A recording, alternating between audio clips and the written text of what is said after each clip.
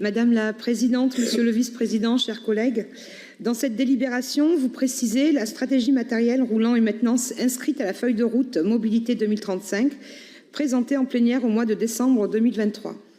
Vous répétez votre objectif, rappelez la somme allouée, réaffichez le nombre de rames que vous souhaitez acquérir. Et la seule véritable annonce, c'est la commande de 10 rames Régio 2N qui seront livrées en 2027. Nous nous réjouissons de cette proposition, bien évidemment, mais vous reconnaîtrez que l'objet de la délibération est finalement assez mesuré au regard du titre grandiloquent et aguicheur pour lequel vous avez opté « Investir pour les mobilités de demain ».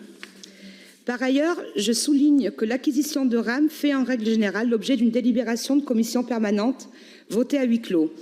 Nous ne sommes pas mécontents de parler du ferroviaire en assemblée plénière, loin de là, mais nous ne sommes pas dupes de votre volonté claire d'affichage en lien avec la délibération contestée sur laquelle nous avons débattu juste avant et par laquelle vous refusiez un moyen de financer le développement des transports publics.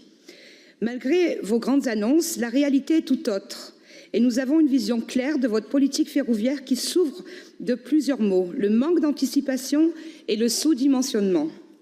En effet, les besoins sont immenses et les usagers du train sont confrontés à un mur de difficultés.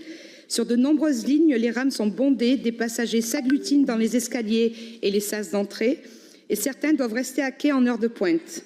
L'acquisition de rames est donc une nécessité absolue et nous nous réjouissons qu'après de nombreuses interpellations de notre part à ce sujet, vous vous engagez sur cette voie. Néanmoins, vous le savez, dans son rapport sur la politique du matériel roulant ferroviaire en Auvergne-Rhône-Alpes, la Chambre régionale des comptes déplore le sous-dimensionnement de notre parc de matériel roulant. Elle estime qu'il manque une trentaine de rames par jour pour assurer un service convenable.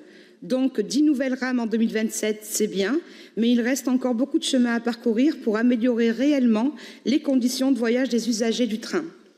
En outre, pourquoi cela arrive-t-il si tard? Pourquoi notre collectivité n'a-t-elle pas anticipé l'augmentation de la demande et investi bien avant dans l'acquisition du matériel roulant? Compte tenu des délais de livraison des rames de 4 ans minimum, nous ne pouvons espérer une amélioration de la situation que dans de longues années. Nous vous appelons donc à accélérer votre calendrier et à débloquer des crédits dès maintenant afin de répondre au plus vite aux besoins. Par ailleurs, cette délibération est l'occasion pour nous de rappeler notre position sur le projet du bus à haut niveau de service BHNS Trévoux-Lyon. Projet sur lequel, je le précise, nous étions au départ très favorables. Néanmoins, au fil des années et de l'avancée du projet, il apparaît que le BHNS Trévoux-Lyon va ressembler de plus en plus à un bus classique pour des sommes astronomiques qui ne cessent de croître.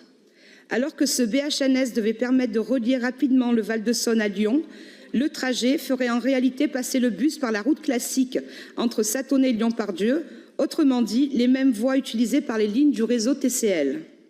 Comment ainsi relier Trévoux et Lyon en moins d'une heure, notamment en heure de pointe? Ainsi, ce projet présente un intérêt bien moindre que le projet initial aux habitants du Val-de-Saône, à qui nous devrions pouvoir proposer une solution de déplacement efficace et alternative à la voiture. Enfin, je ne pourrai terminer mon propos sans parler de la rive droite du Rhône. Je le répéterai aussi souvent que nécessaire dans cet hémicycle. Les Ardéchois n'oublient pas les annonces faites par l'ancien président Laurent Wauquiez le 10 janvier 2020 à Cruas, ainsi que le lancement et le financement d'une étude qui devait apporter toutes les réponses nécessaires à un projet de réouverture de la rive droite au train de voyageurs en 2025. Depuis, rien. Si la réouverture prochaine de la gare du Teil est une avancée, il n'en reste pas moins que la réouverture de toute la rive droite est attendue par de nombreux usagers, par des